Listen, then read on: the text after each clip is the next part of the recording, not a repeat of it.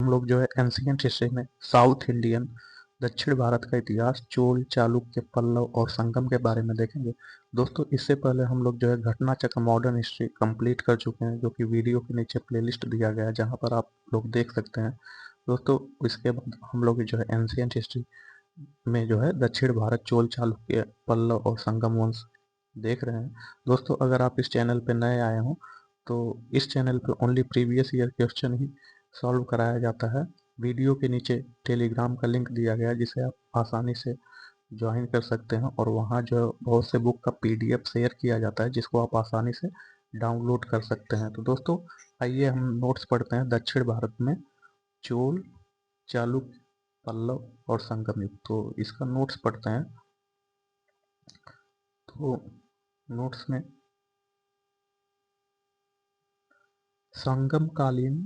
संगमकालीन साहित्य में कोन को एवं मन्नन शब्द राजा के लिए प्रयुक्त होता था। तो जो संगम कालीन साहित्य है उसमें जो कोन को एवं मन्नन ये जो तीन शब्द है ये राजा के लिए प्रयुक्त होता था। कौन से शब्द? कोन को एवं मन्नन। पहला कोन, दूसरा को, तीसरा मन्नन, ये राजा के लिए प्रयुक्त होता था। संगम या संघम सामान्यतया गोष्ठी या परिषद के अर्थ में प्रयुक्त होता था। तो जो संगम या संगम होता था वो सामान्यतया गोष्ठी, जो गोष्ठी होता था उसके लिए प्रयुक्त होता था। इन संगमों में तमिल कवियों द्वारा रचा गया साहित्य संगम साहित्य कहलाता है। तो इन जो गोष्ठी थी उसमें जो रचा गया साहित्य था उसे संगम साहित्य कहते हैं। संगम साहित्य तमिल साहित्य का सबसे प्राचीन उपलब्ध अंश है। तो तमिल साहित्य का जो संगम साहित्य है यह सबसे प्राचीन उपलब्ध अंश है। संगम युग में दक्षिण भारत में पांड्य राजाओं के संरक्षण में 3 संगम आयोजित किए गए थे। तो कितने संगम आयोजित किए गए थे? 3 संगम आयोजित किए गए थे। तो जो प्रथम संगम है, प्रथम संगम का बहुत इंपॉर्टेंट है दोस्तों, वेरी वेरी इंपॉर्टेंट। प्रथम संगम का स्थान पूछ लिया जाता है तथा उसके जो है अध्यक्ष पूछ लिए जाते हैं। तो जो प्रथम संगम है यह जो है मदुरई में किया गया। प्रथम संगम मदुरई में हुआ तथा प्रथम संगम की जो अध्यक्षता है वह अगस्त्य ऋषि ने किया था। तो प्रथम संगम मदुरई में हुआ तथा इसकी अध्यक्षता जो अगस्त्य ऋषि ने किया। द्वितीय संगम जो है कपाटपुरम अलवाई में हुआ। द्वितीय संगम कपाटपुरम अलवाई में हुआ तथा इस द्वितीय संगम की अध्यक्षता अगस्त्य ऋषि के बाद तोल्कापियर ने किया था। तो द्वितीय संगम कपाटपुरम अलवाई में हुआ था तथा द्वितीय संगम की अध्यक्षता अगस्त्य ऋषि के बाद तोल्कापियर ने किया था। तृतीय संगम जो है मदुरई में हुआ था तथा तृतीय संगम की अध्यक्षता नक्कीरर ने किया था। दोस्तों तीनों बहुत इंपॉर्टेंट है, बहुत से एग्जाम में पूछा जाता है, आप लोग याद कर लीजिएगा तीनों। फिर जो है दक्षिण भारत के दक्षिण भारत के आर्यीकरण का श्रेय महर्षि अगस्त्य को जाता है। तो दक्षिण भारत को अगर आर्यीकरण कोई किया है तो वह ऋषि महर्षि अगस्त्य थे। महर्षि अगस्त्य ने तमिल साहित्य के जनक के रूप में जाना जाता है। तो जो महर्षि अगस्त्य हैं इनको तमिल साहित्य के जनक के रूप में जाना जाता है। तोल्कापियम द्वितीय संगम का एकमात्र अवशिष्ट ही नहीं प्रत्यतु अद्यतन उपलब्ध तमिल साहित्य का प्राचीनतम ग्रंथ है। तो जो तोल्कापियम है यह तमिल साहित्य का प्राचीनतम ग्रंथ है। तोल्कापियम के प्रणयनकर्ता तोल्कापियर ऋषि अगस्त्य के 12 योग्य शिष्यों में से एक थे। यह एक व्याकरण ग्रंथ है। इसकी रचना सूत्र शैली में की गई है। व्याकरण के साथ साथ यह काव्य शास्त्र का भी एक उच्च कोटि का ग्रंथ है। शिल्पाधिकारम है, शिल्पाधिकारम का लेखक इलंगो आडिगल था। तो जो शिल्पाधिकारम है जिसके लेखक इलंगो आडिगल था यह संगम साहित्य का महत्वपूर्ण महाकाव्य है। इसका लेखक चोल नरेश करिकाल का पौत्र था। इस ग्रंथ में पुहार या कावेरी पट्टनम के एक धनाढ्य व्यापारी के पुत्र कोवलन एवं उसकी अति सुंदर किंतु दुर्भाग्यशालिनी पत्री कनगी से संबंधित दुखद एवं मार्मिक कथा का वर्णन है। तिरुक्कुरल तिरुक्कुरल तमिल भाषा में रचित काव्य रचना है जिसमें नीति शास्त्र का वर्णन है। इसके रचयिता तिरुवल्लुवर है। तो जो तिरुकुरल है, तिरुकुरल के रचयिता जो है तिरुवल्लुवर है। तोल्कापियम तमिल भाषा के व्याकरण की पुस्तक है। कुरल। कुरल तमिल साहित्य का बाइबल तथा लघु वेद माना जाता है। इसे मुप्पाल भी कहा जाता है। इसकी रचना सुप्रसिद्ध कवि तिरुवल्लुवर ने की थी। अनुश्रुतियों के आधार पर तिरुवल्लुवर ब्रह्मा के अवतार थे। पल्लव शासक सिंह विष्णु ने अवनी सिंह की उपाधि धारण की थी। कसाकुडी दान पत्र से ज्ञात होता है, जो कसाकुडी दान पत्र है उससे ज्ञात होता है कि सिंह विष्णु ने चोल, पांड्य, सिंघल आदि राजाओं को पराजित किया। नरसिंह वर्मन प्रथम को महामल्ल की उपाधि धारण की थी। परमेश्वर वर्मन प्रथम ने लोकादित्य, एक मल्ल, रणंजय, अत्यंत काम, उग्र दंड, गुणभाजन आदि उपाधियां ग्रहण की थी। महेंद्र वर्मन प्रथम मत विलास प्रहसन नामक हास्य ग्रंथ की रचना की थी। संगम साहित्य में चोल, चेर एवं पांड्य राजाओं के उद्भव और विकास का विवरण प्राप्त होता है। चोल साहित्य के उत्कृष्ट नमूने तंजौर, जो वर्तमान में तंजावुर है, के शैव मंदिर, जो राजराजेश्वर या बृहदेश्वर नाम से प्रसिद्ध है, का निर्माण राजराज फर्स्ट के काल में हुआ था। भारत के मंदिरों में सबसे बड़ा तथा लंबा यह मंदिर द्रविड़ शैली का सर्वोत्कृष्ट नमूना माना जा सकता है। इस मंदिर के बहिर्मार्ग में नंदी की एकास्म विशाल मूर्ति बनी है, जिसे भारत की विशालतम नंदी मूर्ति माना जाता है। कृष्णा तथा तुंगभद्रा नदियों से लेकर कुमारी अंतरीप तक का विस्तृत भूभाग प्राचीन काल में तमिल प्रदेश का निर्माण करता था। इसमें कोरोमंडल तट तथा दक्कन के कुछ भाग यथा उदयपुर, कावेरीपट्टनम, तंजावुर आदि चोलों के अधिकार में था। परांतक प्रथम के अंतिम दिनों में राष्ट्रकूट शासक कृष्ण तृतीय ने पश्चिमी गंगो बुत्तुंग सेकंड की सहायता से तकोल्लम के युद्ध में चोलों को परास्त किया तथा और तंजौर वर्तमान तंजावुर पर अधिकार कर लिया। कृष्ण तृतीय ने इस उपलक्ष्य में तंजायु कोंड की उपाधि धारण की थी। चोलों की राजधानी तंजौर वर्तमान तंजावुर थी। इसके अतिरिक्त गंगय कोंड चोलपुरम भी चोलों की राजधानी बनी थी। संगम काल में चोलों की राजधानी उदयपुर थी। द्रविड़ देश में चोल आधिपत्य की स्थापना वस्तुतः परांतक प्रथम ने की थी। उसने मदुरा के पांड्य राजा सिंह द्वितीय को हराकर मदुरै कोंड की उपाधि धारण की थी। राजराज प्रथम ने सर्वप्रथम चेर राज्य उस समय केरल को कहा जाता था, अभी चेर राज्य, अभी का जो केरल पहले चेर राज्य कहा जाता था उसको चेर, तो कंडलूर में परास्त किया। राजराज प्रथम के पुत्र राजेंद्र प्रथम ने दक्षिण पूर्वी एशिया के शैलेंद्र साम्राज्य के विरुद्ध सैन्य चढ़ाई की तथा कुछ क्षेत्रों में जीत लिया। चोल शासक राजराज प्रथम ने सिंघल अर्थात श्रीलंका पर आक्रमण करके उत्तरी सिंघल को जीतकर अपने राज्य में मिला लिया। विजित क्षेत्र में राजराज ने अनुराधापुर को नष्ट कर पोल्लोनरुवा को इस क्षेत्र की राजधानी बनाया और इसका नाम जननाथ मंगलम रखा। राजराज प्रथम की मृत्यु के बाद उसका योग्यतम पुत्र राजेंद्र प्रथम सम्राट बना।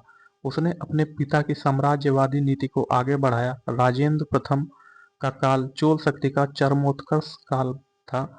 राजेंद्र फर्स्ट के बारे में कहा गया है कि उसने बंगाल की खाड़ी को चोल झील का स्वरूप प्रदान कर दिया। उसने संपूर्ण सिंघल द्वीप अर्थात श्रीलंका को जीत लिया तथा वह सिंघल राजा महेंद्र पंचम को बंदी बनाकर चोल राज्य में लाया। उसने पवित्र गंगा जल लाने के उद्देश्य से गंगा घाटी में अभियान किया तथा पाल शासक महिपाल प्रथम को पराजित किया।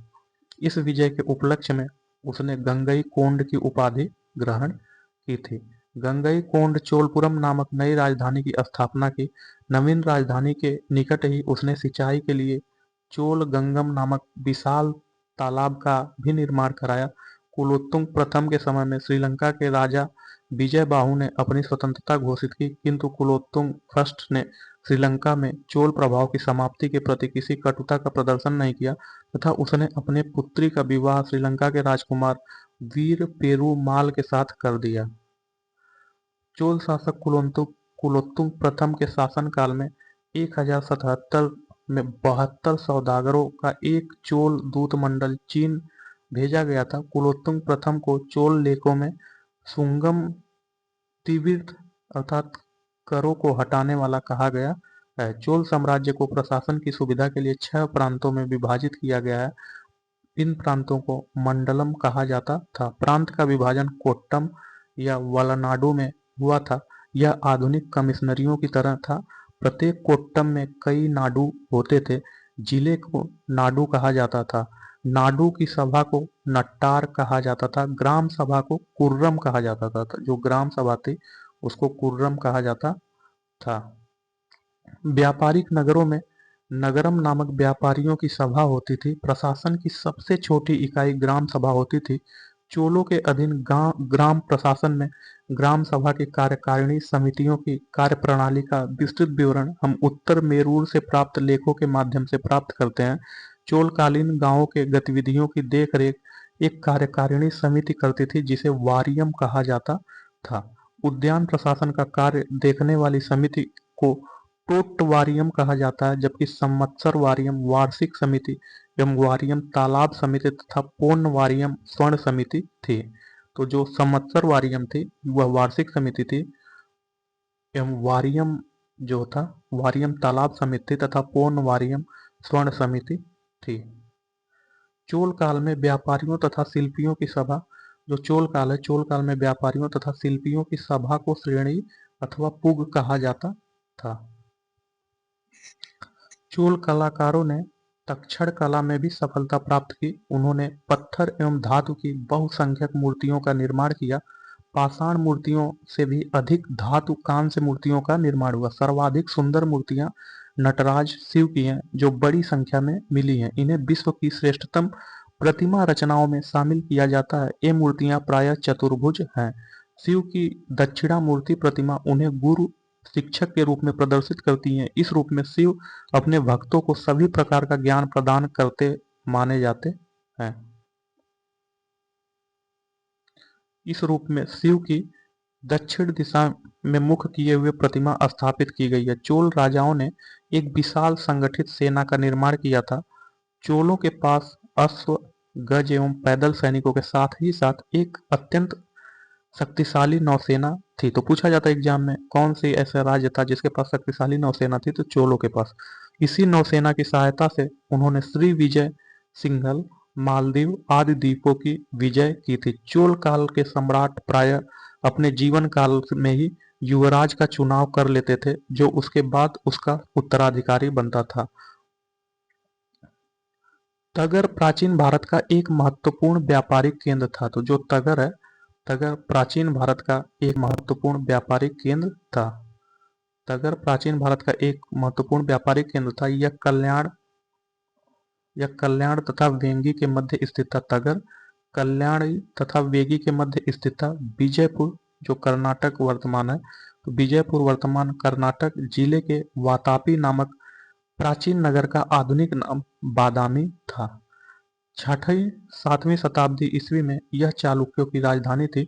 वातापी के चालुक्य राजवंश का वास्तविक संस्थापक पुलकेशिन प्रथम था। तो जो वातापी के चालुक्य था इसका वास्तविक संस्थापक पुलकेशिन प्रथम था।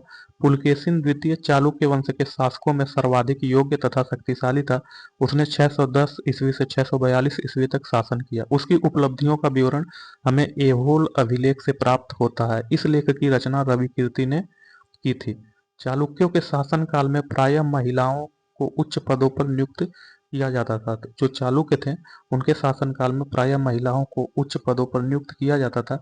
विक्रमादित्य प्रथम के भाई चंद्रादित्य की रानी विजय भट्टारिका ने अपने नाम से 2 ताम्रपत्र लिखवाए थे। मत्वालीन नामक चीनी यात्री ने चालुक्यों के शासन काल में चीन एवं भारत के संबंधों का विवरण दिया है। भारतीय काली मिर्च यूनानियों एवं रोमवासियों को बहुत प्रिय थी, इसलिए प्राचीन संस्कृत ग्रंथों में इसे यवन प्रिय कहा गया। तो जो काली मिर्च है, काली मिर्च को क्या कहा गया भारतीय यूनानी संस्कृति में? यवन प्रिय। अरिका मेडु पूर्वी तट पर, पांडिचेरी के दक्षिण में कोरोमंडल तट पर स्थित है। पेरिप्लस ऑफ इरिथ्रियन सी नामक ग्रंथ से इसे पोडुके कहा गया। तो जो Periplus of the Erythraean Shri नामक ग्रंथ है इसे पोडुके कहा गया है। यहाँ ईसा की प्रारंभिक शताब्दियों में रोमन बस्ती की अवस्थिति मानी जाती है। यहाँ से प्राप्त अवशेषों में कई रोमन वस्तुएं प्राप्त हुई हैं, जिनमें शराब के हत्थेदार कलश, रोमन लैंप, रोमन ग्लास आदि प्रमुख है। एम्फोरा जार एक लंबी एवं संकीर्ण गर्दन वाला और दोनों तरफ हत्थेदार जार है। प्राचीन काल में इसका प्रयोग तेल या शराब को रखने के लिए किया जाता था।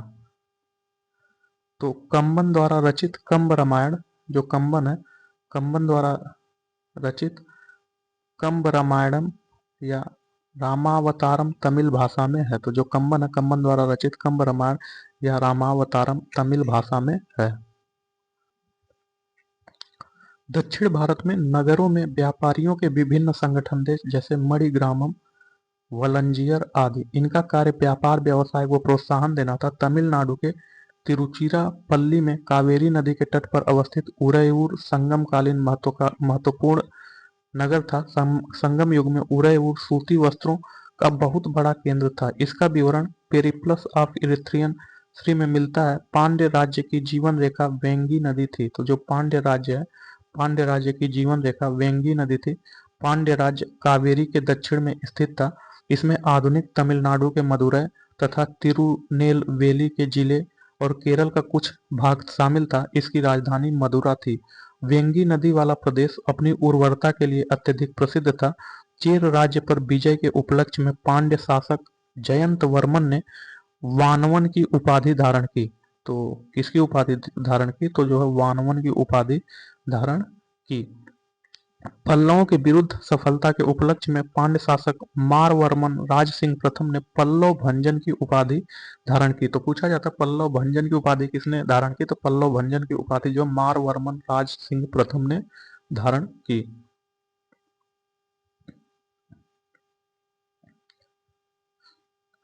दक्षिण भारत के पांड्य वंश के राजा ने रोम राज्य में एक दूत 26 ईसा पूर्व में भेजा था, जो मीनाक्षी मंदिर है।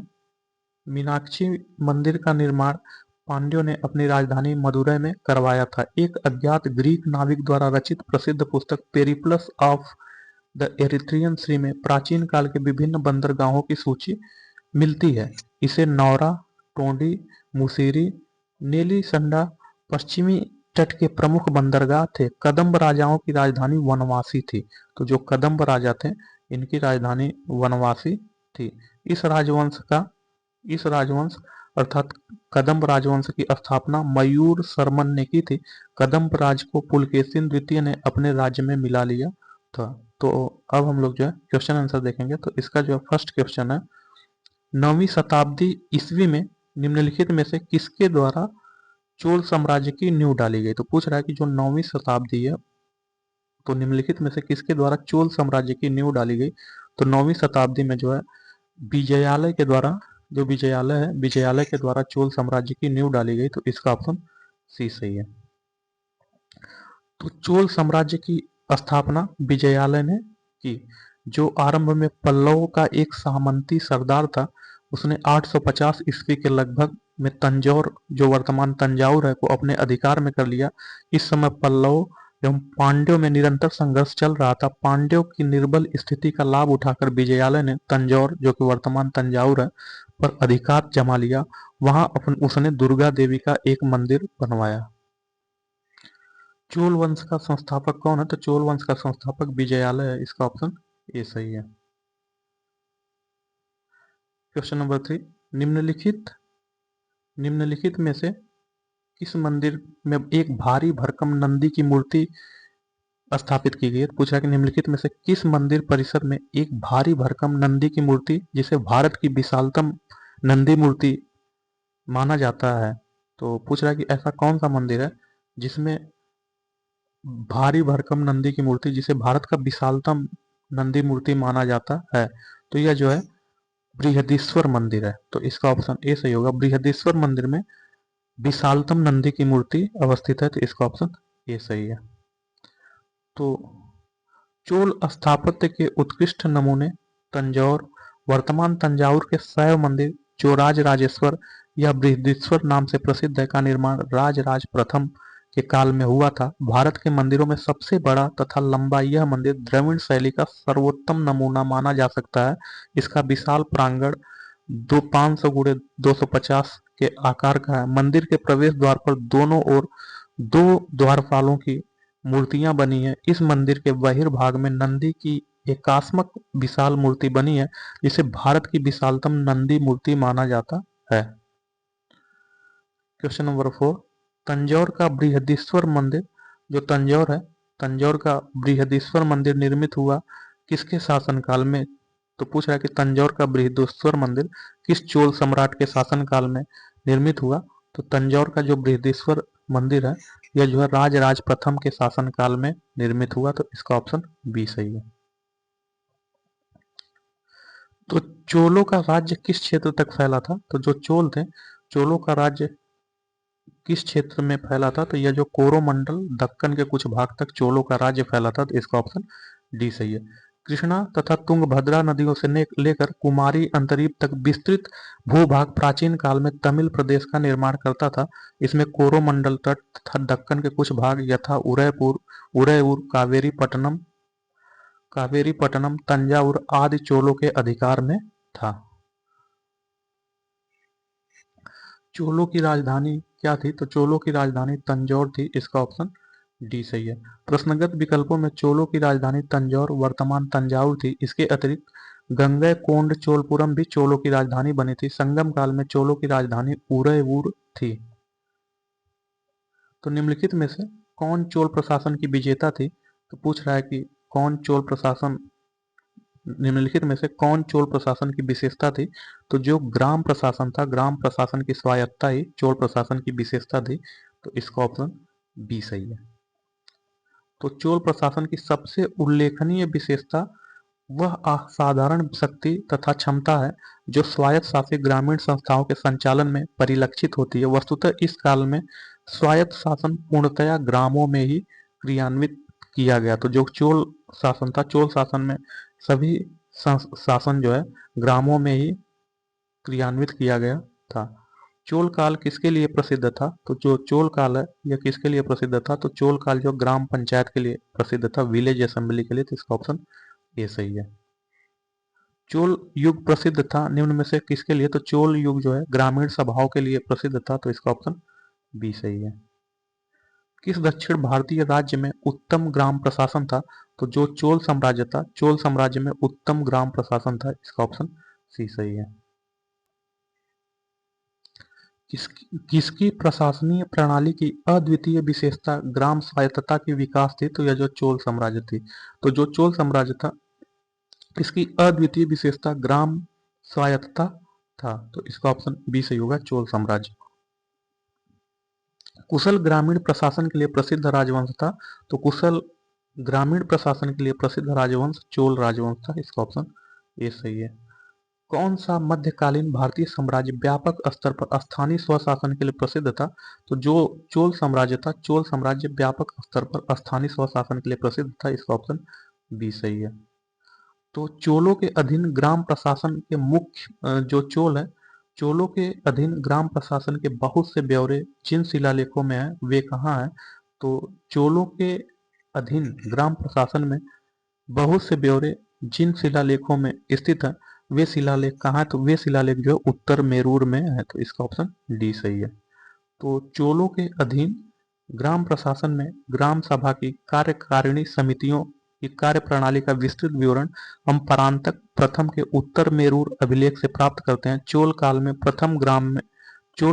प्रत्येक ग्राम में अपनी सभा होती थी जो प्रायः केंद्रीय नियंत्रण से मुक्त होकर स्वतंत्र रूप से ग्राम शासन का संचालन करती थी। क्वेश्चन नंबर 15, चोल शासकों के शासन काल में निम्नलिखित में से कौन सा वारियम उद्यान प्रशासन का कार्य देखता था? तो पूछ रहा है कि चोल शासकों के शासन काल में निम्नलिखित में से कौन सा वारियम उद्यान प्रशासन का कार्य देखता था? तो वारियम उद्यान प्रशासन का कार्य जो है टोट्टवारियम देखते थे। तो चोल शासकों के शासन काल में जो है टोट्टवारियम उद्यान प्रशासन का कार्य देखते थे, उनका नाम टोट्टवारियम था। तो इसका ऑप्शन सी सही है। चोलकालीन गांवों के गतिविधियों की देखरेख एक कार्यकारिणी समिति करती थी जिसे वारियम कहा जाता था। उद्यान प्रशासन का कार्य देखने वाली समिति को टोटवारियम कहा जाता था, जबकि संवत्सर वारियम को वार्षिक समिति, एरी वारियम को तालाब समिति तथा पोन वारियम को स्वर्ण समिति कहते थे। क्वेश्चन नंबर 16, निम्न कथनों पर विचार कीजिए। तो इसमें हमें देखना कौन से कथन सत्य हैं, कौन से कथन असत्य हैं। तो पहला कथन, चोल ने पांड्य तथा चेर शासकों को पराजित कर प्रायद्वीपीय भारत पर प्रारंभिक मध्यकालीन समय में अपना प्रभुत्व स्थापित किया था। तो हाँ, ये सही है। चोलों ने पांड्य तथा चेर शासकों को पराजित कर प्रायद्वीपीय भारत पर प्रारंभिक मध्यकालीन समय में अपना प्रभुत्व स्थापित किया था। तो सही है। दूसरा, चोलों ने दक्षिण पूर्वी एशिया के शैलेंद्र साम्राज्य के विरुद्ध सैन्य चढ़ाई की तथा कुछ क्षेत्रों को जीता। तो हाँ, ये भी सही है। तो इसका ऑप्शन सी सही होगा। कथन 1 और 2 दोनों सही है। तो द्रविड़ देश में चोल आधिपत्य की स्थापना वस्तुतः परांतक प्रथम ने की थी। उसने मदुरा के पांड्य राजा को हराकर मदुरै कोंड की उपाधि धारण की। राजराज प्रथम के तंजौर, जो कि वर्तमान तंजाउर है, तो राजराज प्रथम के तंजौर अभिलेख के अनुसार सिंघल श्रीलंका के राजा महेंद्र पंचम ने पांड्य, केरल अर्थात चेर के राजाओं का एक संघ बनाया जो चोल नरेश राजराज प्रथम के विरुद्ध था।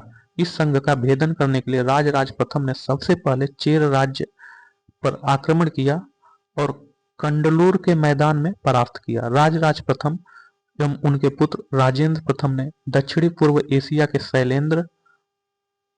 शैलेंद्र साम्राज्य के विरुद्ध सैन्य चढ़ाई की तथा कुछ क्षेत्रों को जीत लिया। तो क्वेश्चन नंबर 17, चोल काल में निर्मित नटराज की कांस्य प्रतिमाओं में देवाकृति प्राय है। तो पूछ रहा है कि चोल काल में निर्मित नटराज की कांस्य प्रतिमाओं में देवाकृति प्राय कैसी है। तो यह जो चतुर्भुज है। तो इसका ऑप्शन सी सही है। तो चोल कलाकारों ने तक्षण कला में भी सफलता प्राप्त की है। उन्होंने पत्थर तथा धातु की बहुसंख्यक मूर्तियों का निर्माण किया। पाषाण मूर्तियों से भी अधिक धातु कांस्य मूर्तियों का निर्माण हुआ। सर्वाधिक सुंदर मूर्तियां नटराज शिव की हैं, जो बड़ी संख्या में मिली हैं। इन्हें विश्व की श्रेष्ठतम प्रतिमा रचनाओं में भी शामिल किया जाता है। ये मूर्तियां प्रायः चतुर्भुज हैं। क्वेश्चन नंबर 18, निम्नलिखित में से किसको दक्षिण भारत के विशेषकर चोल युग के स्थापत्यों की विश्व में श्रेष्ठतम प्रतिमा रचना माना जाता है। तो जो नटराज है, नटराज को दक्षिण भारत के विशेषकर चोल युग के स्थापत्य की विश्व में श्रेष्ठतम प्रतिमा रचना माना जाता है। तो ये नटराज जो चतुर्भुज था। तो यह कौन सा था? तो नटराज जो चतुर्भुज आकृति का था। तो इसका ऑप्शन बी सही है। तो चोल शासकों के समय में बनी हुई प्रतिमाओं में सबसे अधिक विख्यात हुई थी। तो चोल शासकों में बनी हुई प्रतिमाओं में सबसे अधिक विख्यात हुई थी नटराज शिव की कांस्य की प्रतिमा है। तो इसका ऑप्शन डी सही है। तो नटराज की प्रसिद्ध कांस्य मूर्ति किस कला का उदाहरण है? तो नटराज की प्रसिद्ध कांस्य मूर्ति जो है चोल कला का उदाहरण है। तो इसका ऑप्शन ये सही है। शिव की दक्षिणामूर्ति प्रतिमा उन्हें किस रूप में प्रदर्शित करती है? तो शिव की दक्षिणामूर्ति प्रतिमा उन्हें जो है शिक्षक के रूप में प्रदर्शित करती है। इसका ऑप्शन ये सही है। शिव की दक्षिणामूर्ति प्रतिमा उन्हें गुरु अर्थात शिक्षक के रूप में प्रदर्शित करती है। इस रूप में शिव अपने भक्तों को सभी प्रकार का ज्ञान प्रदान करते हुए माने गए हैं। इस रूप में शिव की दक्षिण दिशा में मुख किए हुए प्रतिमा स्थापित की गई है। क्वेश्चन नंबर 22, नटराज नृत्य के भगवान की मूर्ति के संदर्भ में निम्नलिखित में से कौन से कथन सही है? तो पूछा है कि नटराज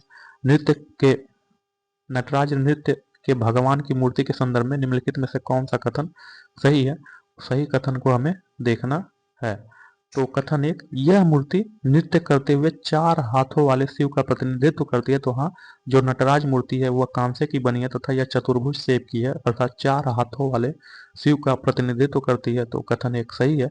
अपने दाएं कान में वह एक पुरुष का कुंडल पहने हैं, बाएं में एक महिला का। तो जो दाएं कान में एक पुरुष का कुंडल पहने हैं तथा बाएं में एक महिला का। तो हाँ, कथन 2 भी सही है।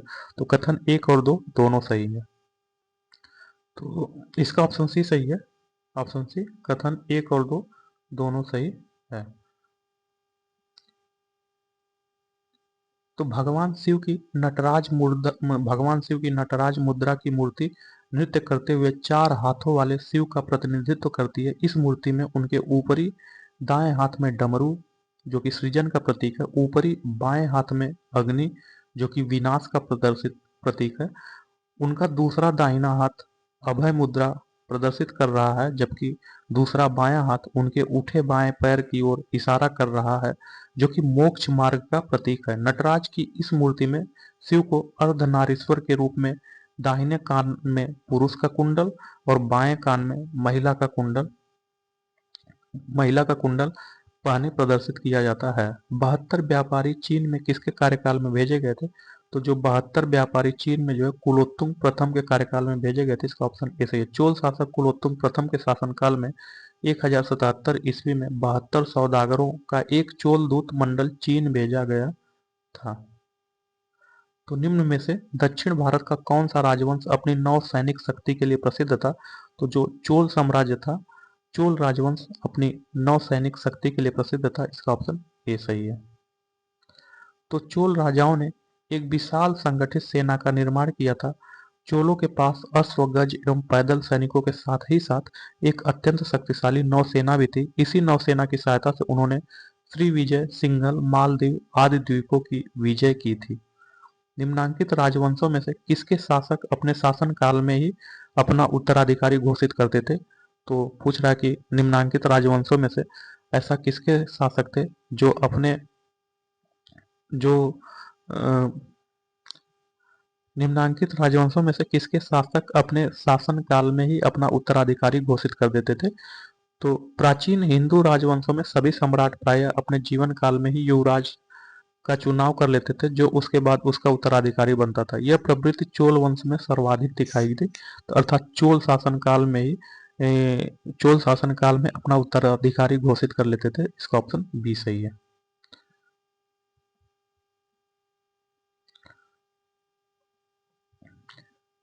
निम्नलिखित चोल शासकों में जिसने बंगाल की खाड़ी को चोल झील का स्वरूप प्रदान कर दिया वह कौन था?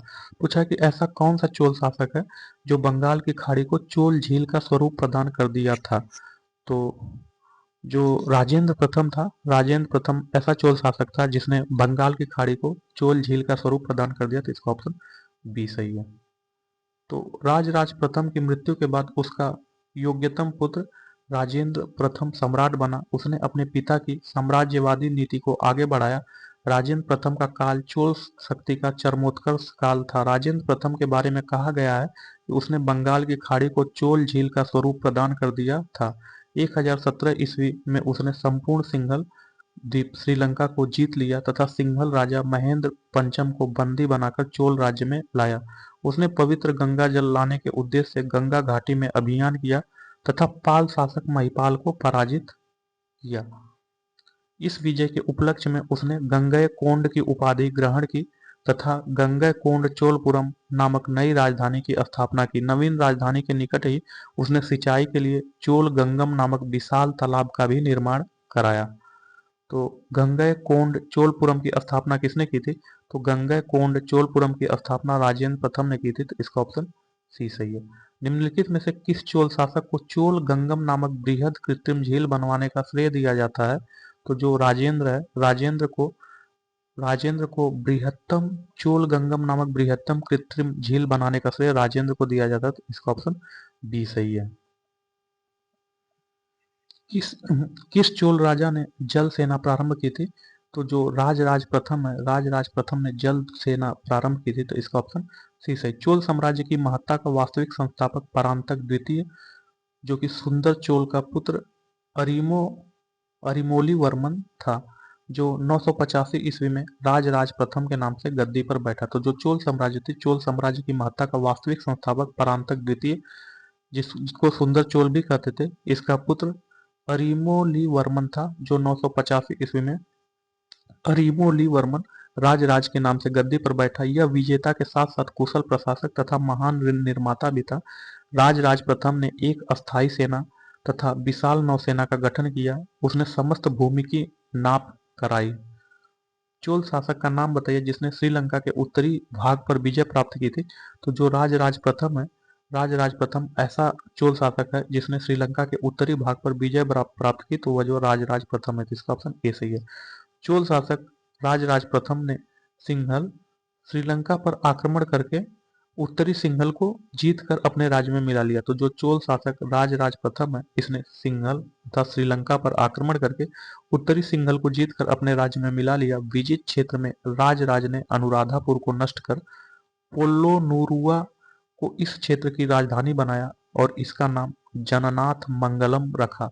राजराज शैव मतावलंबी था, उसने शिवपाद शेखर की उपाधि धारण की थी। तो जो राजराज है, यह शिवपाद शेखर की उपाधि धारण की थी। चोल राजाओं में किस एक ने सीलोन पर विजय प्राप्त की थी? तो पूछ रहा है कि चोल राजाओं में से कौन सा ऐसा था जिसने सीलोन अर्थात श्रीलंका पर विजय प्राप्त की थी? वह जो राजेंद्र प्रथम था। तो इसका ऑप्शन सी सही है। चोल राजा राजेंद्र प्रथम ने सिंघल द्वीप या श्रीलंका अर्थात जिसे सीलोन बोला जाता, श्रीलंका को सीलोन भी बोला जाता है, का कार्य पूर्ण किया था। यद्यपि राजराज प्रथम ने भी श्रीलंका पर आक्रमण कर वहां के कुछ प्रदेशों पर अपना अधिकार कर लिया, किंतु संपूर्ण श्रीलंका पर उसका अधिकार नहीं हो पाया। राजेंद्र प्रथम ने वहां के शासक महेंद्र पंचम को बंदी बनाकर चोल राज्य भेज दिया, जहां 12 वर्ष बाद उसकी मृत्यु हो गई। संपूर्ण श्रीलंका पर राजेंद्र प्रथम का अधिकार हो गया था। तो संपूर्ण श्रीलंका पर अगर देखा जाए तो राजेंद्र प्रथम का अधिकार हुआ था। वह चोल राजा कौन था जिसने श्रीलंका को पूर्ण स्वतंत्रता दी और सिंघल राजकुमार के साथ अपनी पुत्री का विवाह कर दिया? तो पूछ रहा है कि ऐसा कौन सा चोल राजा था जिसने श्रीलंका को पूर्ण स्वतंत्रता दी और सिंघल राजकुमार के साथ अपनी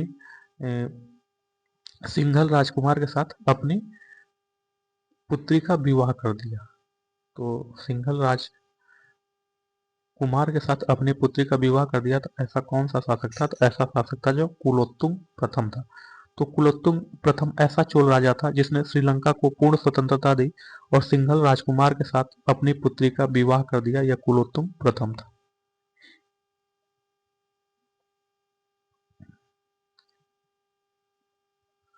कुलोत्तुंग प्रथम के समय में श्रीलंका के राजा विजय बाहु ने अपनी स्वतंत्रता घोषित की, किंतु कुलोत्तुंग प्रथम ने श्रीलंका में चोल प्रभाव की समाप्ति के प्रति अब किसी कटुता का प्रदर्शन नहीं किया तथा उसने अपनी पुत्री का विवाह श्रीलंका के राजकुमार वीर पेरुमाल के साथ कर दिया। क्वेश्चन नंबर 33, नीचे दो कथन दिए गए हैं, कथन और कारण दिया गया है, इसमें देखना कौन सा सही है। तो कथन ए, हमें चोलों के विषय में उनके पूर्ववर्ती राजवंशों की अपेक्षा अधिक जानकारी है। तो कथन ए बोल रहा है कि हमें चोलों के विषय में उनके पूर्ववर्ती राजवंशों की अपेक्षा अधिक जानकारी है। तो हाँ, एक कथन सही है, चोलों के विषय में उनके पूर्ववर्ती राजवंशों की अपेक्षा अधिक जानकारी है। कारण आर, चोल शासकों ने मंदिरों की दीवारों पर अभिलेख उत्कीर्ण करने का चलन आरंभ किया, जिनमें उनकी विजयों के ऐतिहासिक विवरण दिए जाते हैं। तो हाँ, कथा कारण आर भी सही है। जो चोल शासक थे, इन्होंने मंदिरों के दीवारों पर अभिलेख उत्कीर्ण करने का चलन प्रारंभ किया, जिनमें उनके विजयों की ऐतिहासिक विवरण दिए जाते थे। तो इसमें कथन एवं कारण दोनों सही है तथा आर एक ही सही व्याख्या करता है। तो इसका ऑप्शन ए सही है।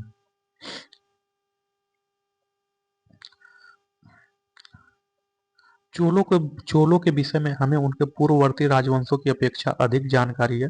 राजेंद्र प्रथम ने मंदिरों की ऐतिहासिक दीवारों पर शिलालेख स्थापित किए। राजराज प्रथम ने अभिलेखों द्वारा अपने पूर्वजों के इतिहास को संकलित करने एवं अपने काल की घटनाओं और विजयों को लेखों में जोड़ने की प्रथा का प्रारंभ किया। इसका अनुकरण बाद के राजाओं ने किया, अतः स्पष्ट है कि कथन और कारण दोनों सत्य है। क्वेश्चन नंबर 34, भारत के इतिहास के संदर्भ में निम्नलिखित युग्मों पर विचार करिए। तो जो शब्द है एवं उसका विवरण, तो जो एरीपति है,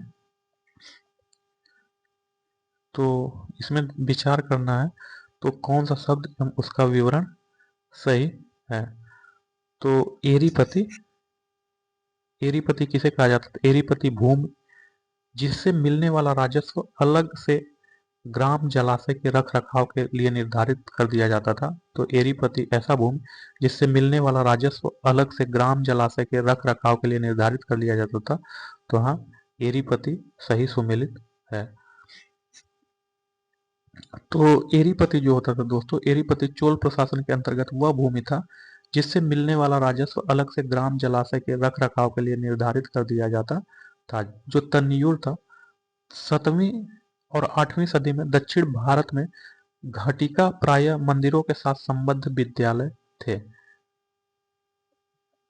चोलकालीन स्थानीय प्रशासन में बड़े नगरों में अलग कुर्रम ग्राम सभा गठित किए गए थे, जिन्हें तन्नियूर या तकुर्रम कहा जाता था। तो जो तन्नियूर यहाँ बोल रहा है एक अकेले ब्राह्मण अथवा एक ब्राह्मण समूह को दान में दिए गए ग्राम था, तो नहीं, ये गलत है। जो तन्नियूर था, तन्नियूर क्या था, यह जो चोलकालीन स्थानीय प्रशासन में बड़े नगरों में एक अलग कुर्रम ग्राम सभा गठित किए गए थे, जिन्हें तन्नियूर कहा जाता था। तो यह जो अलग एक ग्राम सभा था, जो तन्नियूर था, यह चोल काल में एक अलग ग्राम सभा था अर्थात विलेज था, ग्राम सभा अर्थात विलेज था, उसे तन्नियूर कहा जाता था। तो कथन 2 गलत है। घटिका, घटिका प्राय मंदिरों के साथ संबद्ध विद्यालय को घटिका कहा जाता था। कथन 1 और 3 सही है, तो इसका ऑप्शन डी सही है। एरीपति चोल प्रशासन के अंतर्गत वह भूमि होती थी जिससे मिलने वाला राजस्व अलग से ग्राम जलाशय के रख रखाव के लिए निर्धारित कर दिया जाता था। 7वीं 8वीं सदी में दक्षिण भारत में घटिका प्राय मंदिरों के साथ संबद्ध विद्यालय थे। चोलकालीन स्थानीय प्रशासन में बड़े नगरों में अलग कुर्रम ग्राम संघ गठित किए गए थे, जिन्हें तन्नियूर अथवा तकुर्रम कहा जाता था। निम्नलिखित में से कौन सी संस्था विदेशी व्यापार से संबंधित थी? तो इसका जो है CMD होगा। नाना देशी तथा मणिग्रामम दोनों संस्था विदेशी व्यापार से संबंधित थी। तो श्रेणी एक ही प्रकार की जो श्रेणी था, एक ही प्रकार के व्यवसाय करने वाले लोगों की समिति होती थी। नगरम व्यापारियों के स्थानीय संगठनों को कहा जाता था। इस प्रकार के संगठन कांची तथा मामल्लपुरम में विद्यमान थे। लेखों से हमें विभिन्न व्यापारिक संघों के विषय में जानकारी प्राप्त होती है। ये व्यापारिक संघ मणिग्रामम, नाना देशिस, वलैंग, बलंजियर, इदंगय आदि। मणिग्रामम, नाना देशिस दूसरे देशों के साथ भी व्यापार करते थे। प्राचीन भारत का निम्नलिखित में से कौन सा महत्वपूर्ण व्यापार केंद्र उस व्यापार मार्ग पर था जो कल्याण को वेंगी से जोड़ता था? तो यह जो था तगर था। तो प्राचीन भारत का तगर महत्वपूर्ण व्यापार केंद्र उस व्यापार मार्ग पर था जो कल्याण को वेंगी से जोड़ता था। तो यह जो तगर था, तो तगर प्राचीन भारत का एक महत्वपूर्ण व्यापारिक केंद्र था। यह कल्याण तथा वेंगी के मध्य स्थित था। तगर कल्याण और वेंगी के मध्य स्थित था। तो चालुक्य वंश का सबसे महान शासक कौन था? तो चालुक्य वंश का सबसे महान शासक पुलकेशिन द्वितीय था। इसका ऑप्शन सी सही है। पुलकेशिन द्वितीय चालुक्य वंश के शासकों में सर्वाधिक योग्य तथा शक्तिशाली था। पुलकेशिन द्वितीय ने 610 ईस्वी से 642 ईस्वी तक शासन किया। उसकी उपलब्धियों का विवरण हमें एहोल प्रशस्ति से मिलता है। तो पुलकेशिन द्वितीय की उपलब्धियों का विवरण हमें एहोल प्रशस्ति से मिलता है।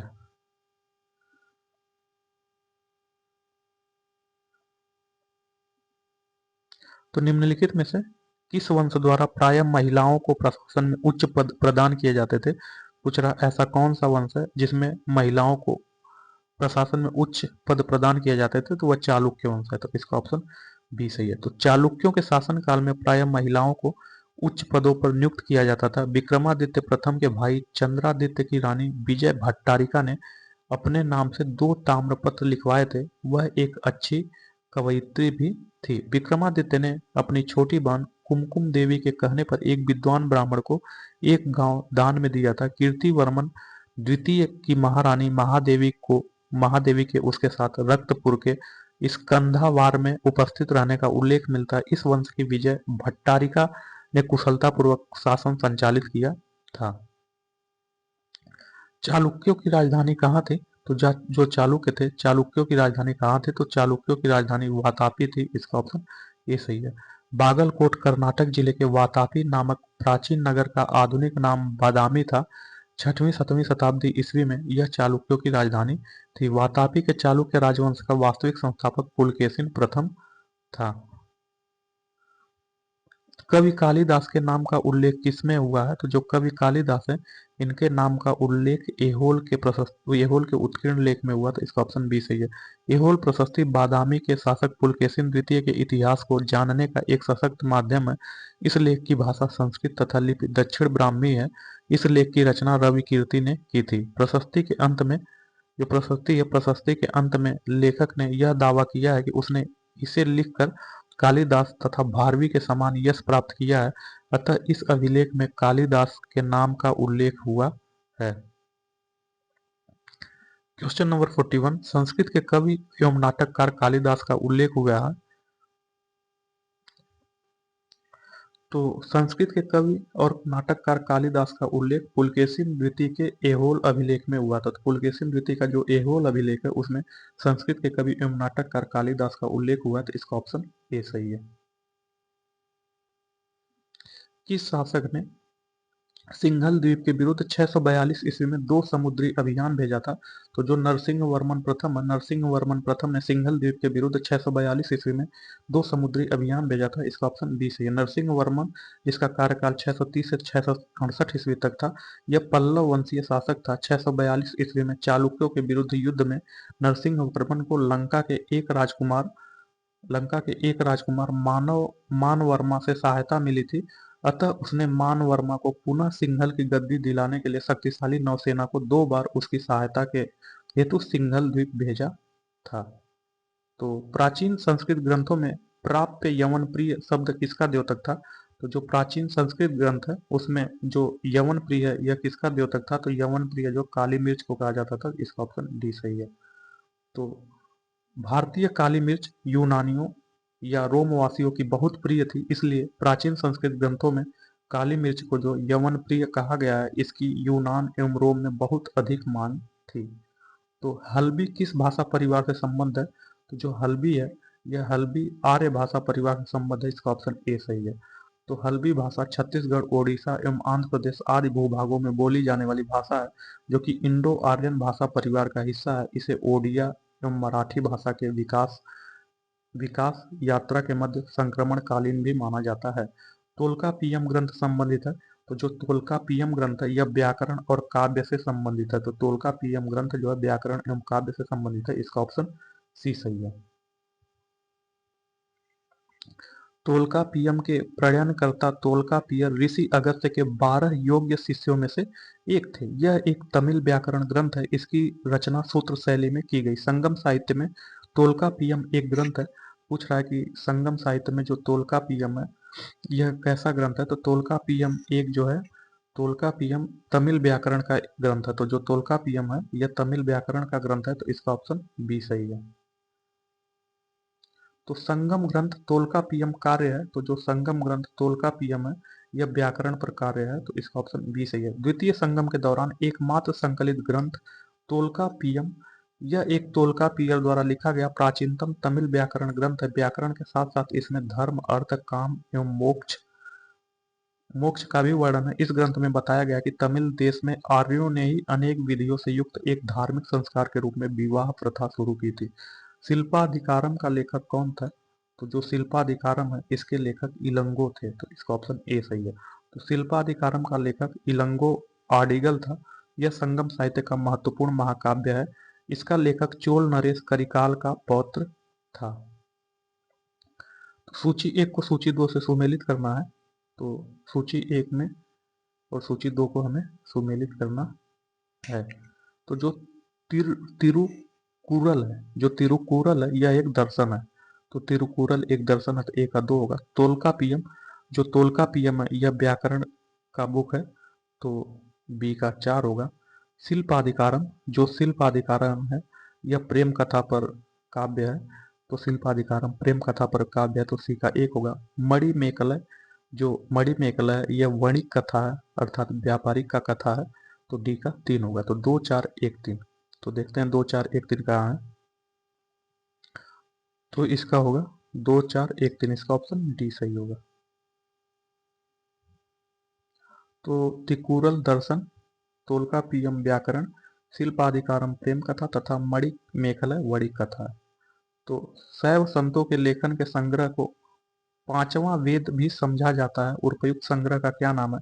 तो शैव संतों के लेखन के संग्रह को पांचवा वेद भी समझाता जाता है, उपर्युक्त संग्रह का क्या नाम है? तो उपर्युक्त संग्रह का तिरुमुराय नाम है, तो इसका ऑप्शन डी सही है।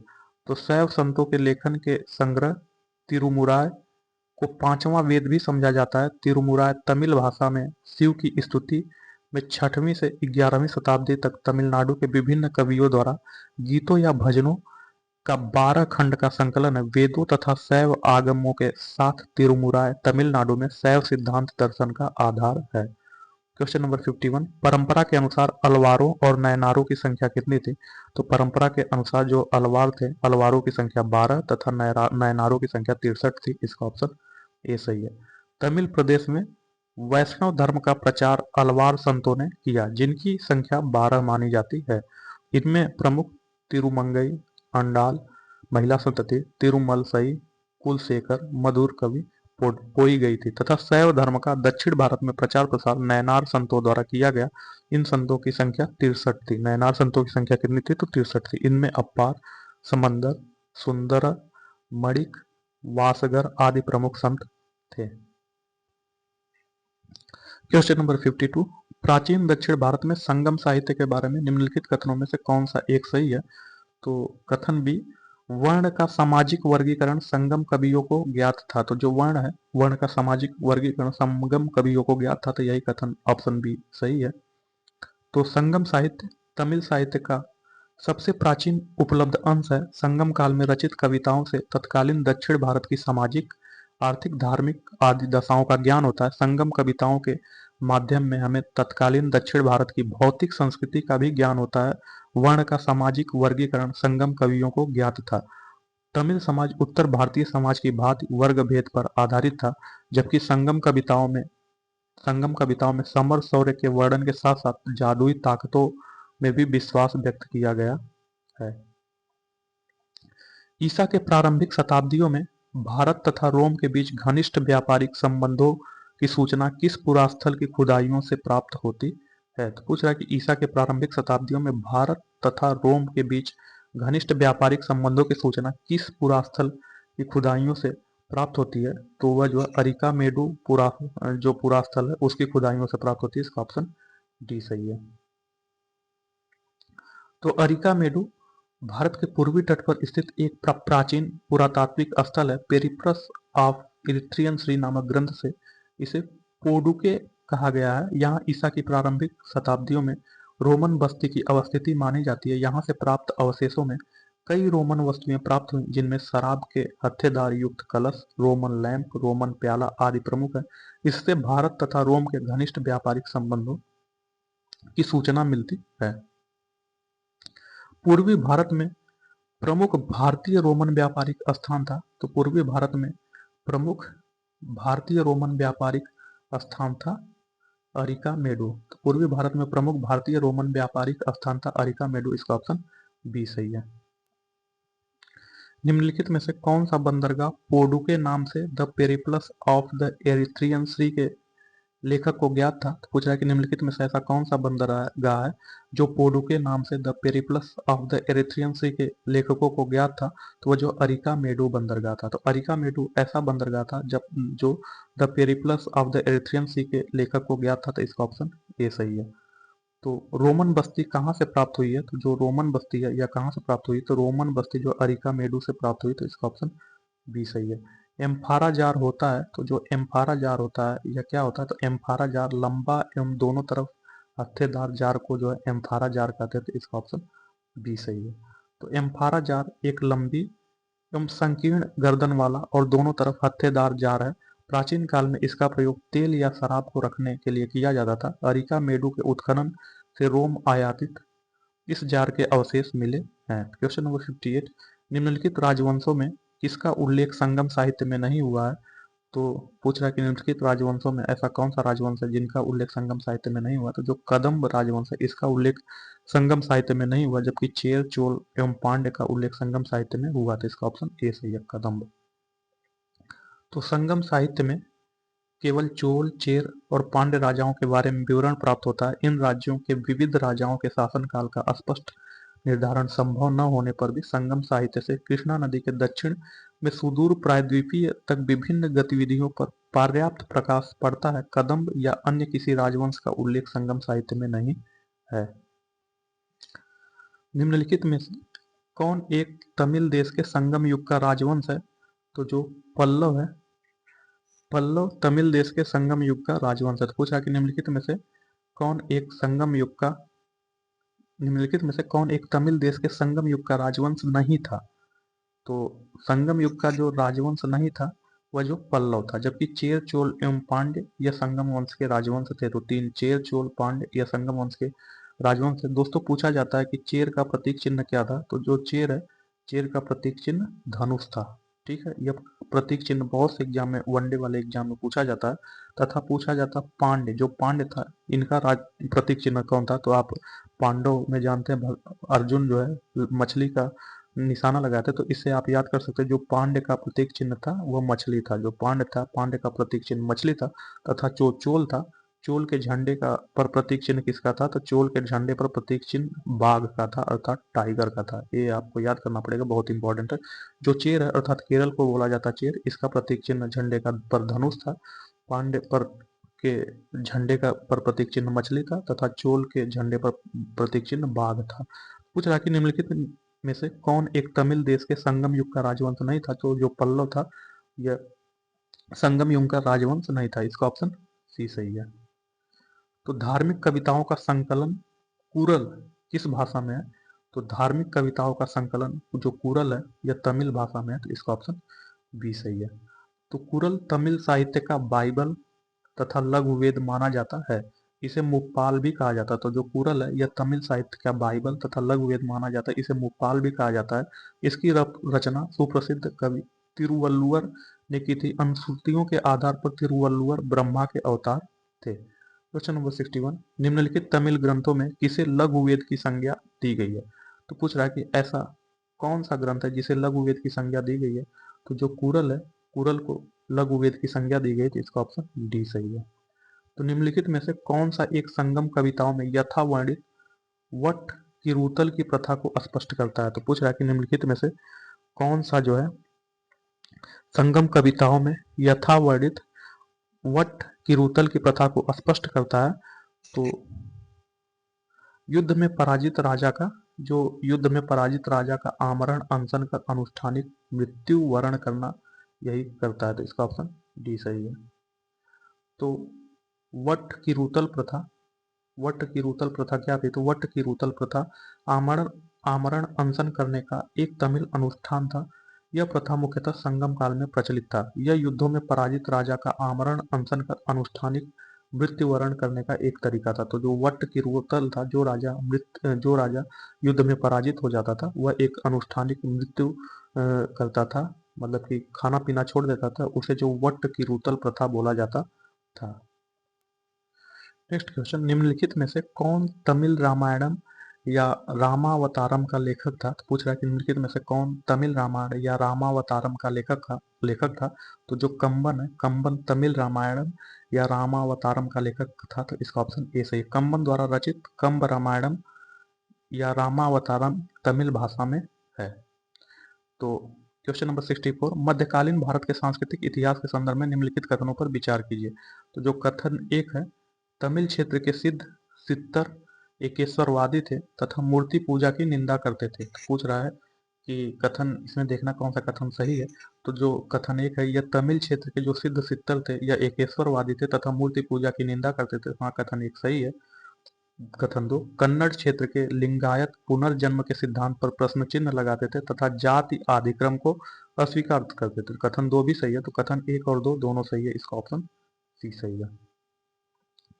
तो तमिल क्षेत्र के सिद्ध सित्तर एकेश्वरवादी थे तथा मूर्ति पूजा की निंदा करते थे। लिंगायतों ने जाति की अवधारणा तथा कुछ समुदायों के दूषित होने की ब्राह्मणीय अवधारणा का विरोध किया। इनका विश्वास था कि मरणोपरांत भक्त शिव में लीन हो जाएंगे तथा इस संसार में पुनः नहीं लौटेंगे। इन्होंने पुनर्जन्म के सिद्धांत को नकार दिया था। सूची एक को सूची दो से सुमेलित करना है। तो सूची एक और सूची दो, तो इसमें जो है इनको जो है सुमेलित करना है। तो तो जो गुप्त है, उत्तर प्रदेश के ललितपुर जिले में देवगढ़ नामक स्थान पर गुप्तकालीन दशावतार मंदिर बनाई गई है। तो जो गुप्तकालीन दशावतार मंदिर है, यह जो है देवगढ़ उत्तर प्रदेश के जो उत्तर प्रदेश के ललितपुर जिले में देवगढ़ नामक स्थान पर गुप्तकालीन दशावतार मंदिर बनाया गया। तो एक 4 होगा।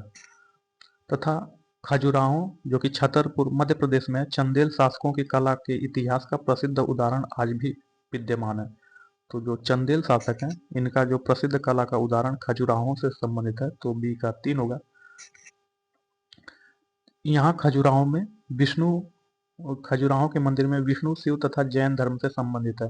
इनमें सर्वाधिक प्रसिद्ध कंदरिया महादेव मंदिर है।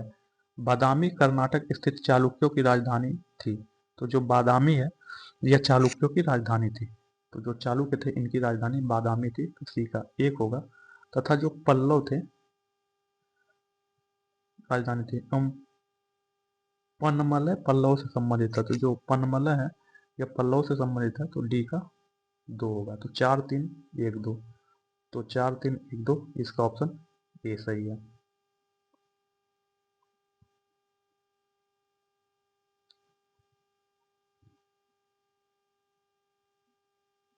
तो गुप्त कालीन मंदिर दशावतार मंदिर ललितपुर यूपी के देवगढ़ में चंदेल, खजुराहो, चालुक्य बादामी तथा पल्लव पनमलय से संबंधित है।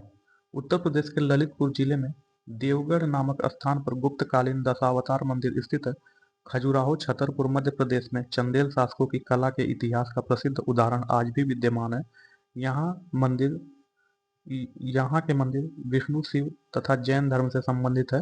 इनमें सर्वाधिक प्रसिद्ध कंदरिया महादेव मंदिर है। बादामी कर्नाटक स्थित चालुक्यों की राजधानी थी एवं पनमलय पल्लवों से संबंधित है। तो निम्नलिखित में से कौन सा एक प्राचीन भारत में व्यापारियों का निगम था? तो जो मणिग्रामम है, मणिग्रामम प्राचीन भारत में एक व्यापारियों का निगम था। तो इसका ऑप्शन डी सही है, मणिग्रामम। तो दक्षिण भारत के नगरों में व्यापारियों के विभिन्न संगठन थे, जैसे मणिग्रामम, वलंजियर आदि। चोल काल में ब्राह्मणों को दान में दिए गए ग्राम को चतुर्वेदी मंगलम कहा जाता था। तो चोल काल में ब्राह्मणों को जो भूमि दान दिए जाते थे, उसे चतुर्वेदी मंगलम कहा जाता था। दक्षिण भारत का प्रसिद्ध तकोल्लम का युद्ध किसके बीच में हुआ था? दक्षिण भारत का प्रसिद्ध तकोल्लम का युद्ध जो है चोलों एवं राष्ट्रकूटों के मध्य हुआ था। तो इसका ऑप्शन बी सही है। तो चोल शासक परांतक प्रथम के अंतिम दिनों में राष्ट्रकूट शासक कृष्ण तृतीय ने पश्चिम गंगो बुत्तुग सेकंड की सहायता से तकोल्लम के युद्ध में चोलों को परास्त किया और तंजौर, जो कि वर्तमान तंजाउर पर अधिकार कर लिया। कृष्ण तृतीय ने इस उपलक्ष्य में तंजय कोंड की उपाधि धारण की थी। तो चोल साम्राज्य को अत्यंत किसने समाप्त किया? तो जो चोल साम्राज्य है, इसको किसने समाप्त किया? तो पूछ रहा है कि जो चोल साम्राज्य है, इसको किसने समाप्त किया? तो 1205 ईस्वी के आसपास होयसल और पांड राज्य ने चोल राजा राजेंद्र तृतीय को परास्त कर दिया था। तो इसमें जो होयसल और पांड्य राजाओं ने, तो ये क्वेश्चन गलत है। तो ये क्वेश्चन गलत है।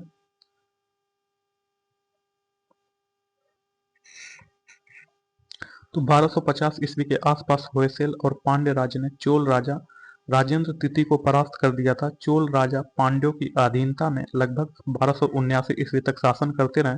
उसके तत्पश्चात चोल राज्य के स्वतंत्र अस्तित्व का कोई प्रमाण नहीं मिलता। मलिक काफूर ने लगभग 1310 ईस्वी में दक्षिण विजय की थी, जिसमें उसने यादव, काकतीय, होयसल, पांड्य आदि राजाओं को जीता था। फिर भी प्रश्नानुसार इसके निकटतम उत्तर डी हो सकता है।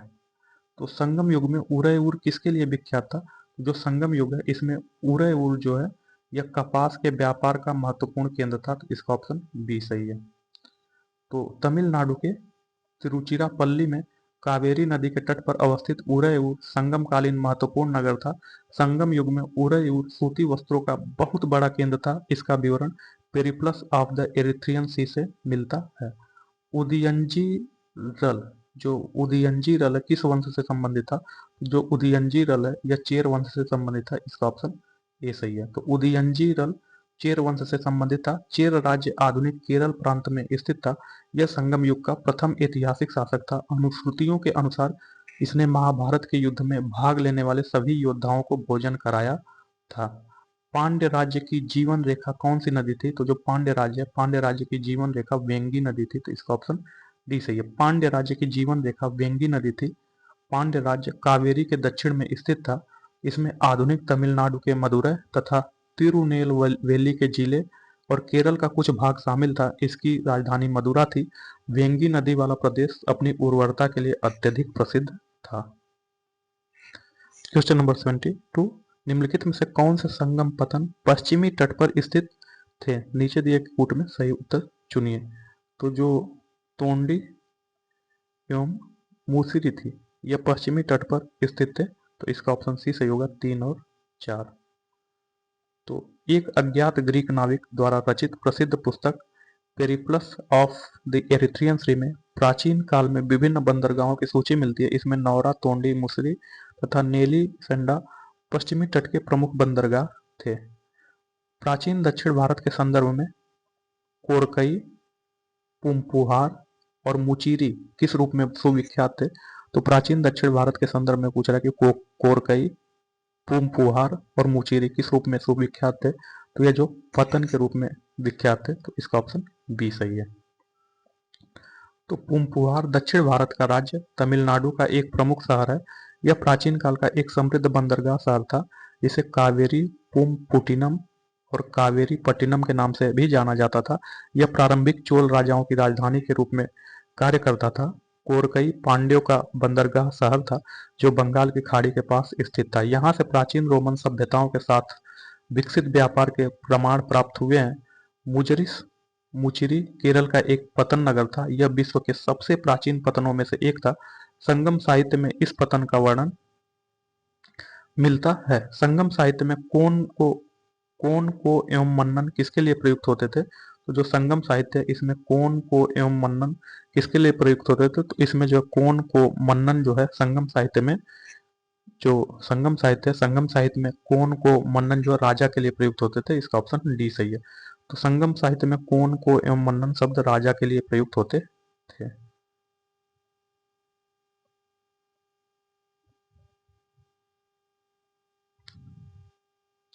तृतीय संगम हुआ था, पूछ रहा है कि तृतीय संगम कहाँ हुआ था? तृतीय संगम मदुरई में हुआ था। इसका ऑप्शन सी सही है। संगम का तात्पर्य गोष्ठी या परिषद से है। इन गोष्ठियों संगमों में तमिल कवियों द्वारा रचा गया साहित्य संगम साहित्य कहलाता है। संगम युग में दक्षिण भारत में पांड्य राजाओं के संरक्षण में 3 संगम आयोजित किए गए थे। तो जो प्रथम संगम है, इसकी अध्यक्षता मदुरई ने की थी, तथा यह जो है सॉरी जो प्रथम संगम है यह मदुरई में हुआ था। इसकी अध्यक्षता अगस्त्य ऋषि ने किया था। द्वितीय संगम जो कपाटपुरम अलवई में हुआ था। द्वितीय संगम की अध्यक्षता अगस्त्य ऋषि के बाद तोलकापियर ने किया था। जो तृतीय संगम है, तृतीय संगम मदुरई में हुआ था। तृतीय संगम मदुरई में हुआ था तथा तृतीय संगम की अध्यक्षता जो नक्कीरर ने किया था। क्वेश्चन नंबर 76, किस ऋषि के बारे में कहा जाता है कि उन्होंने दक्षिण भारत का आर्यीकरण किया था और उन्हें आर्य बनाया था? तो जो अगस्त्य ऋषि है, अगस्त्य ऋषि के बारे में कहा जाता है कि उन्होंने दक्षिण भारत का आर्यीकरण किया तथा उन्हें आर्य बनाया। तो इसका ऑप्शन बी सही है, अगस्त्य ऋषि। दक्षिण भारत के आर्यीकरण का श्रेय महर्षि अगस्त्य को दिया जाता है। उन्होंने दक्षिण की यात्रा और बाद में वहीं बस गए थे। इन्हें तमिल साहित्य के जनक के रूप में जाना जाता है। सूची 1 को सूची 2 से सुमेलित करना है। तो चालुक्य, पल्लव, हर्ष और पांड्य तथा जो है मदुरई, कन्नौज, बादामी, कांचीपुरम। तो जो चालुक्य थे, चालुक्यों की राजधानी बादामी थी। तो जो चालुक्य थे, चालुक्यों की राजधानी बादामी थी। तो 1 का 3 होगा। पुलकेशिन द्वितीय बादामी के चालुक्यों का सबसे प्रतापी राजा था।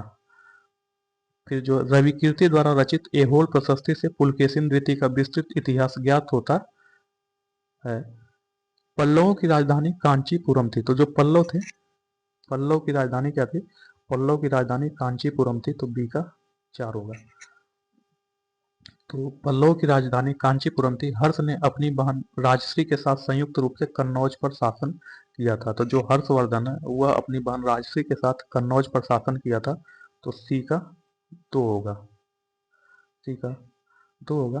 पांड्यों की राजधानी मदुरई थी। तो जो पांड्य थे, पांड्य की राजधानी कहाँ थी? तो पांड्य की राजधानी मदुरई थी। तो डी का 1 होगा। तो 3 4 2 1, 3 4 2 1 इसका ऑप्शन ए सही है। 3 4 2 1।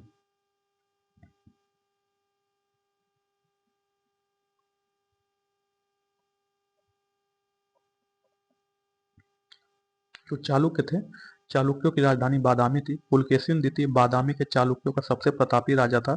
रविकीर्ति द्वारा रचित ऐहोल प्रशस्ति से पुलकेशिन द्वितीय का विस्तृत इतिहास ज्ञात होता है। पल्लवों की राजधानी कांचीपुरम थी। हर्ष ने अपनी बहन राजश्री के साथ संयुक्त रूप से कन्नौज पर शासन किया था। पांड्यों की राजधानी मदुरई थी। क्वेश्चन नंबर 78, भारत के इतिहास में निम्न घटनाओं पर विचार कीजिए।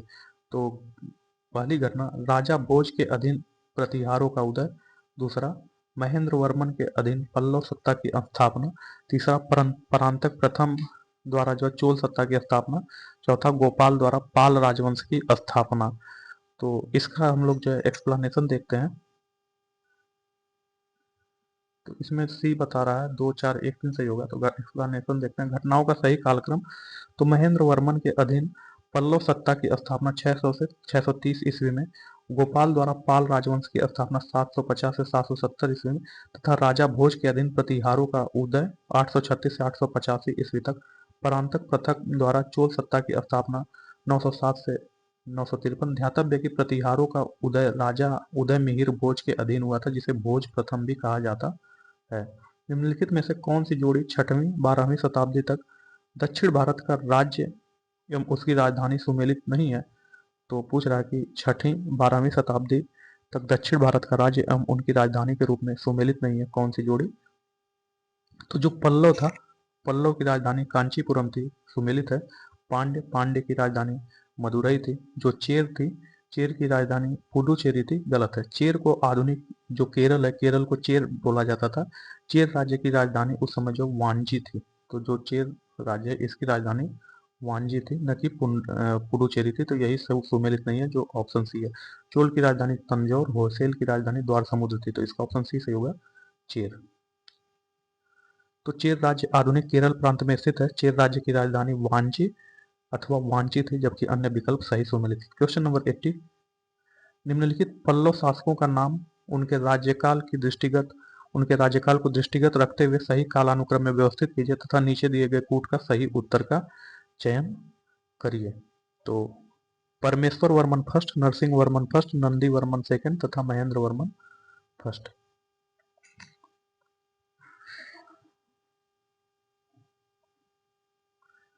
तो इसका देखते हैं। तो जो महेंद्र वर्मन फर्स्ट है, इसका कार्यकाल 600 से 630 तक। नरसिंह वर्मन फर्स्ट का 630 से 668। परमेश्वर वर्मन फर्स्ट का लगभग 670 से 700 तथा नंदी वर्मन सेकंड का 731 से 795 ईस्वी तक था। तो निम्नलिखित में से किस चीनी यात्री ने चालुक्यों के शासन काल में चीन एवं भारत के संबंधों का विवरण दिया है? तो जो मत्वालीन था, मत्वालीन ऐसा चीनी यात्री था जिसने चालुक्यों के शासन काल में चीन और भारत के संबंधों का विवरण दिया। तो इसका ऑप्शन डी सही है। मत्वालीन नामक चीनी यात्री ने चालुक्यों के शासन काल में चीन या भारत के संबंधों का विवरण दिया है। तो किस राजवंश ने उत्तर भारत पर शासन नहीं किया है?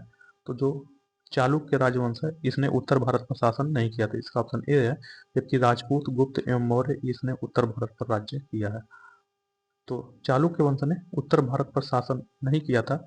इनका शासन मुख्यतः दक्कन दक्षिण भारत में केंद्रित था।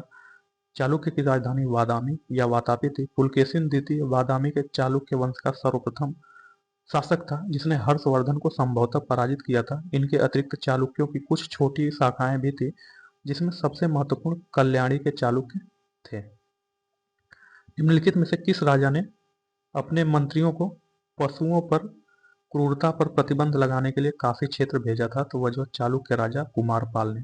तो चालुक्य राजा कुमारपाल ने अपने मंत्रियों को पशुओं पर क्रूरता पर प्रतिबंध लगाने के लिए काफी क्षेत्र भेजा था। तो इसका ऑप्शन बी सही है।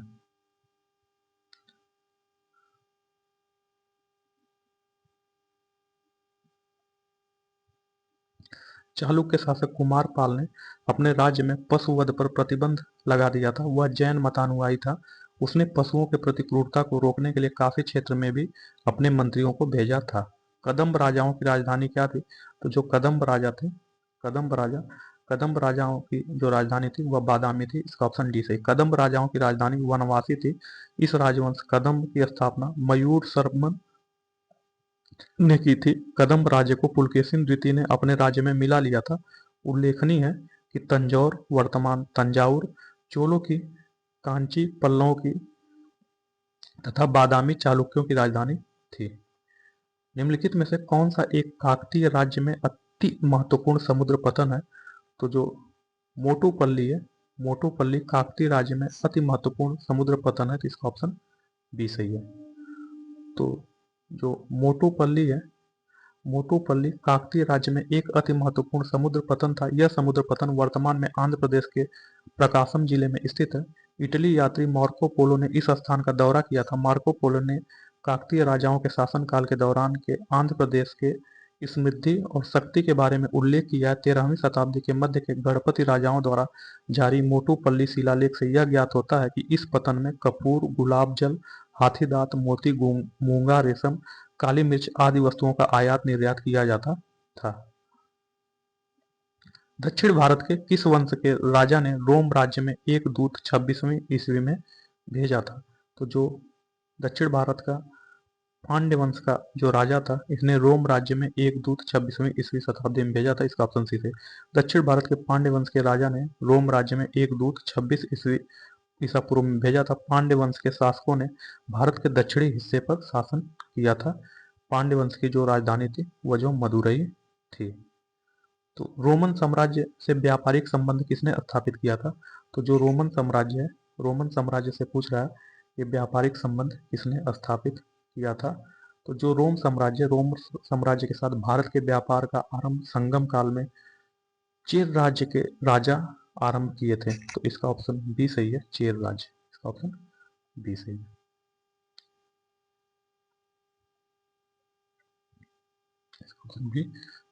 रोम साम्राज्य के साथ भारत के व्यापार का आरंभ संगम काल में चेर राज्य के साथ आरंभ हुआ था। अरिका मेडू से कई रोमन वस्तुएं प्राप्त हुई। मीनाक्षी मंदिर स्थित है। तो जो मीनाक्षी मंदिर है यह कहाँ स्थित है? मीनाक्षी मंदिर मदुरई में स्थित है। इसका ऑप्शन ए सही है। मीनाक्षी मंदिर मदुरा में स्थित है। ध्यातव्य है मदुरई मदुरा पांड्यों की राजधानी थी। संगम काल में प्रथम एवं तृतीय संगम यहीं आयोजित किए गए थे, जिनकी अध्यक्षता क्रमशः अगस्त ऋषि तथा नक्कीरर ने की थी। तो मीनाक्षी मंदिर कहाँ अवस्थित है? तो जो मीनाक्षी मंदिर है यह मदुरई में अवस्थित है। तो इसका ऑप्शन सी सही है। तो सुमेलित करना है मीनाक्षी मंदिर, वेंकटेश्वर मंदिर, महाकाल मंदिर तथा बेलूर मठ, इनको सुमेलित करना है।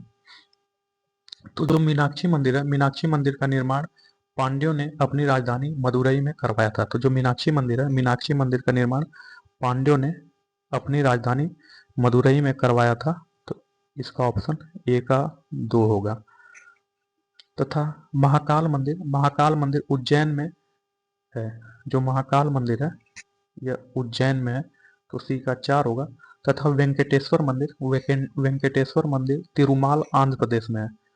तो बी का 1 होगा। वेलूर मठ, जो वेलूर मठ में रामकृष्ण मिशन की स्थापना 1897 ईस्वी में हावड़ा पश्चिम बंगाल में स्वामी विवेकानंद द्वारा की गई थी।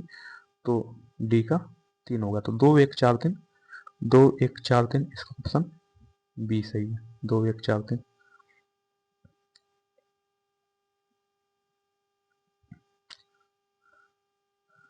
तो जो मीनाक्षी मंदिर है, मीनाक्षी मंदिर का निर्माण पांड्यों ने अपनी राजधानी मदुरा में करवाया था। महाकाल मंदिर उज्जैन में तथा वेंकटेश्वर मंदिर तिरुमाल आंध्र प्रदेश में स्थित है। वेलूर मठ में रामकृष्ण मिशन की स्थापना 1897 ईस्वी में हावड़ा में पश्चिम बंगाल में स्वामी विवेकानंद द्वारा की गई थी। दक्षिण भारत के मंदिरों के आकर्षक द्वार क्या कहलाते हैं? तो दक्षिण भारत के मंदिरों का आकर्षक द्वार गोपुरम कहलाते हैं। तो इसका ऑप्शन बी सही है। तो दक्षिण के मंदिरों के जो आकर्षक द्वार हैं उन्हें गोपुरम कहते हैं। पांड्यों तथा चोलों के राज्यकाल में द्रविड़ शैली पनपती रही। पांड्य काल में मंदिर छोटे होते थे, किंतु उनके प्रांगण के चारों ओर अनेक प्राचीर बनाए जाते थे। इनके प्रवेश द्वार, जिन्हें गोपुरम कहा जाता था, भव्य, विशाल और प्रचुर मात्रा में शिल्पकारिता से अलंकृत होते थे। चोलकालीन वास्तुकला की विशेषता मंदिर नहीं अपितु गोपुरम था। तो नेक्स्ट टॉपिक प्राचीन साहित्य एवं साहित्यकार। तो इसको नेक्स्ट क्लास में देखेंगे। थैंक यू दोस्तों। Okay, thank you, bye.